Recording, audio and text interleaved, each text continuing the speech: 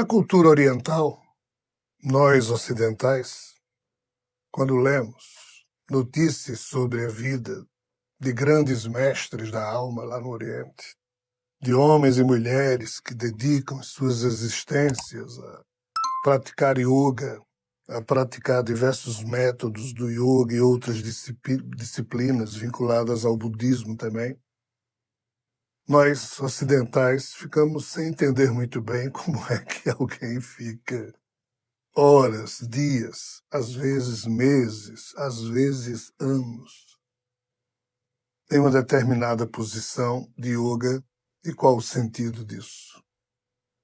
Nós ocidentais até pensamos, mas que pessoal desocupado, que pessoal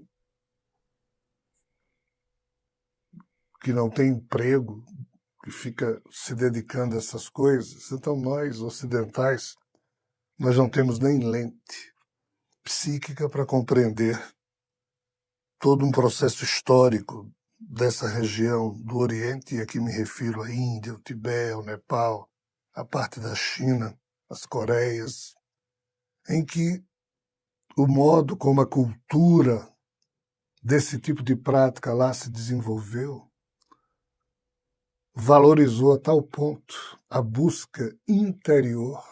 E quando a gente vê uma pessoa sentada fazendo yoga ou qualquer coisa que a isso se assemelhe, nós precisamos entender que ela não está ali vagabundando.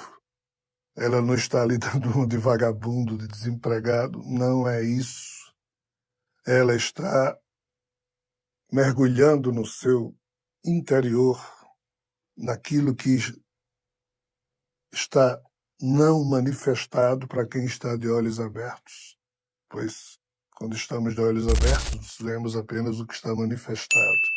O lado imanifestado, o imanifesto, ele continua existindo, mas só através de certas posturas mentais é que o eu humano consegue lidar com o que aparentemente não se encontra manifestado à vista, ao sentido do nosso corpo biológico.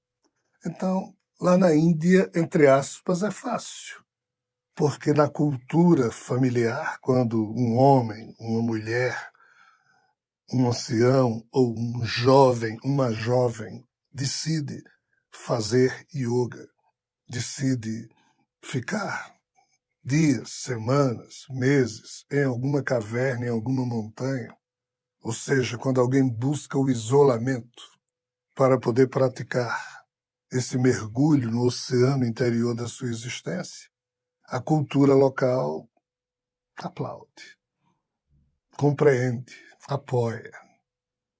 Aqui no Ocidente, se alguém for fazer isso, é taxado de vagabundo, disso e daquilo outro. Aqui não há o menor apoio a nada disso, porque o ganhar dinheiro, ter que trabalhar, a competição, manter família, todo um conjunto de aspectos culturais no Ocidente nos levam a ter uma lente muito modesta ou não ter lente psíquica para compreender essa questão. Que questão? A importância que o Oriente dá à busca interior, ao autoconhecimento.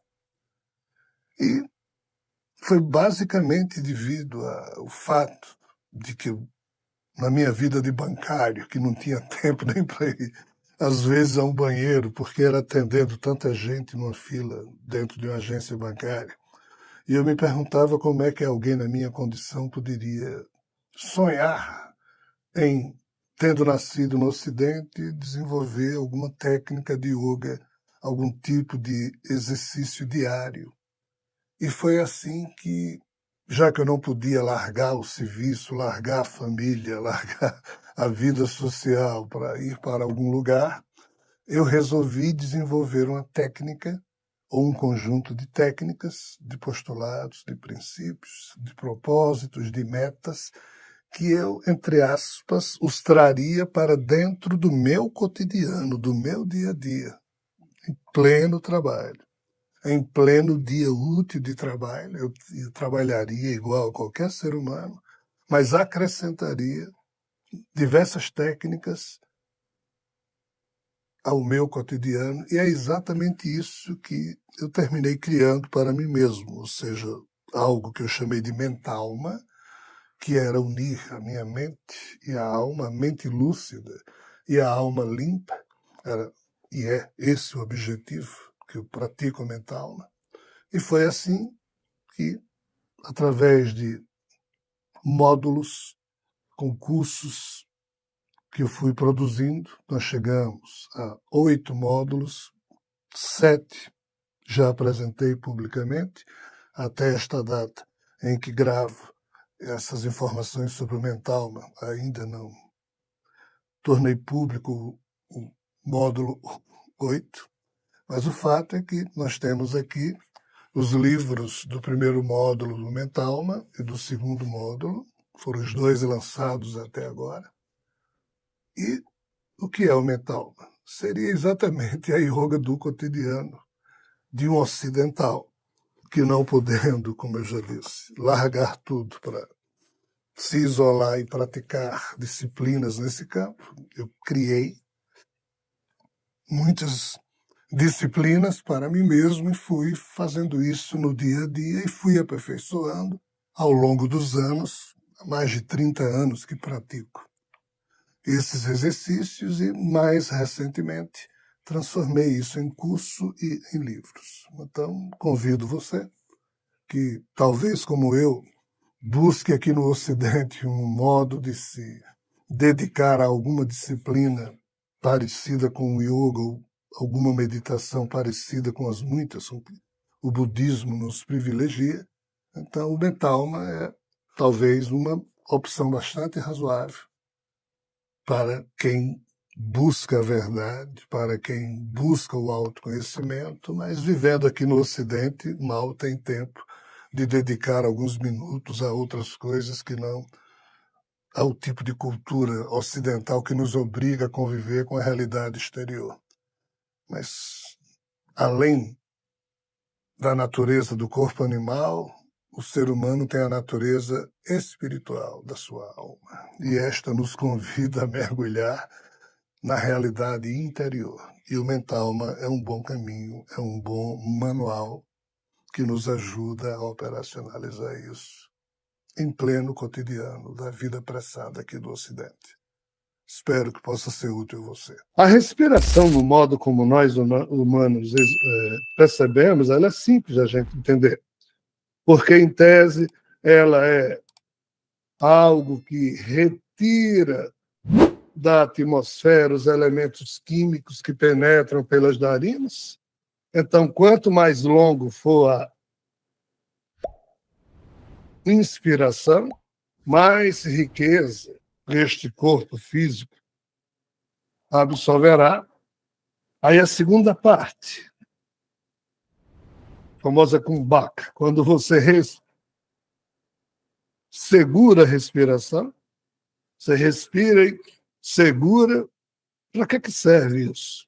Para dar tempo ao ar que está nos seus pulmões ser, entre aspas, os elementos químicos que compõem o ar dos seus pulmões, ser levado pelas veias e artérias para todas as células desse corpo, porque as células, como eu falei, vão estar lá com seus dendritos, esperando receber os elementos químicos que a respiração alimenta, e a célula faz cocô. A célula solta o cocôzinho dela, que vem pela corrente sanguínea para o pulmão do ser humano. Isso tudo acontece enquanto você está segurando a respiração. Quando você exala, você está, entre aspas, exalando a sujeira celular que foi levada para o seu pulmão pelo retorno da circulação sanguínea. E lá no final, quando você terminou de exalar, se você ainda tossir, como se estivesse retirando mais e mais o restinho da sujeira que ficou, então a respiração, em tese, envolveria essas 4 etapas. Mas, sinceramente, nós ocidentais não temos como lidar muito bem com essa quarta etapa. Na verdade, nós lidamos horrivelmente com as 3 primeiras etapas. Porque como é que nós respiramos? A gente respira assim, ó.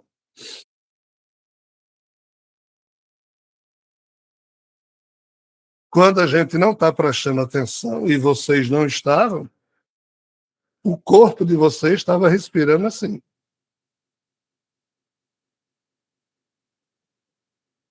Isso aqui não dá tempo nem você respirar, nem levar nada para a célula, nem trazer riqueza ou cocô nenhum da célula para jogar fora. Ou seja, o respirar mal é uma das características da raça humana, que lá atrás respirava bem, ou seja, tinha um ritmo respiratório alongado, tipo,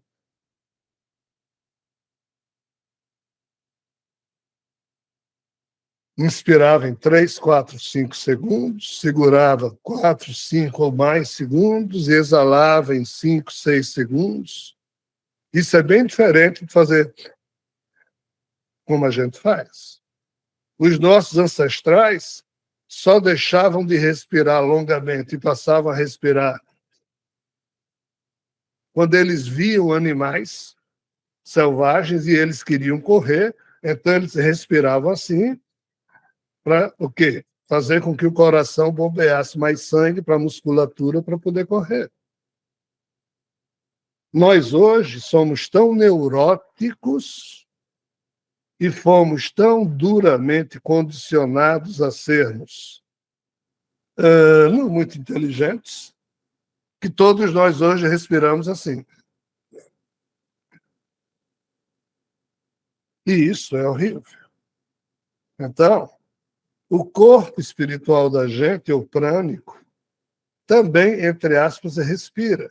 Só que nas veias e canais desse corpo não é o sangue biológico que por lá passeia, é o prana. Mas haverá sempre uma correlação da maneira como o eu humano controla ou não o ato de respiração involuntário do seu corpo, no sentido de torná-lo voluntário, ou seja, o eu humano prestar atenção para poder alongar sem esforço, porque o ser humano tem que aprender a respirar o mais longo possível, segurar e soltar, mas sem expressar esforço, senão ele perde o prana divino da respiração. Então, assim, para nós ocidentais, o grande mérito, e aqui já concluo a pergunta, é o de quem consegue criar um ritmo respiratório com sua vontade, e desde que esse corpo acorda, você aplica esse ritmo várias vezes ao longo do dia, e para isso é necessário você escrever bilhetinhos para você mesmo, para você se lembrar, no banheiro, no espelho do banheiro, na chave do carro, na direção, seja onde for, RSP, RSP, lembrar para respirar profundamente. Então, foi assim que eu fiz o metal. Eu não podia ir para uma montanha, não podia ir para uma escola, então eu criei uma disciplina que eu usaria durante o meu dia de trabalho. E como a toda hora o ser humano respira, desde que ele aprenda a respirar profundamente, mesmo nos seus momentos de trabalho, ele termina substituindo o péssimo ato da respiração involuntária por um ato voluntário. E aí, de novo, vocês sabem qual é o resultado da respiração? Sabe a sensação que eu falei na primeira pergunta? É a sensação que o ser humano sente. Se ele respira mal, a sensação que ele vai sentir é a dos axônios do primeiro impulso. Mas se ele respira profundamente, enquanto ele está respirando, os axônios, os neurônios todos estão trabalhando, mas eles diminuem a pulsação deles, o fluxo dos arquivos mentais e emocionais, esse fluxo diminui porque você está respirando mais profundamente e o foco da sua atenção está concentrado na respiração. Nesse ponto aqui, o seu eu, se aprender a respirar, produz a sensação em si mesmo que ele quiser. E torno a dizer, é somente a partir desse ponto que o eu de um ser humano começa a desenvolver a sua maestria pessoal, a sua moksha, a sua libertação, a sua emancipação. Sem isso, não tem jeito. Não, mas Deus haverá de me ajudar. Jesus me leva no colo. Tudo bem, esse pessoal todo vai lhe carregar no colo, mas você sempre vai respirar uma bocacete e o seu eu nunca vai sentir as sensações de um eu superior, de um padrão de racionalidade superior existindo no seu cérebro, porque o seu eu é preguiçoso, é um Derhatma Buddhi, ou seja, Derhatma Buddhi é uma expressão pouco elogiosa que o sânscrito tem para os humanos que nem sabem que tem uma alma, que pensam que é só esse corpo, que pensam que só tem a natureza animal desse corpo para administrar. Nós temos a natureza espiritual da nossa alma também para administrar. E quem administra isso? A sensação do meu eu humano. Se você está na gestão do seu eu humano, maravilha. Se não está, aí vai no primeiro impulso e assim segue a vida e assim tem caminhado a humanidade. Espero que você tenha gostado do conteúdo do nosso vídeo.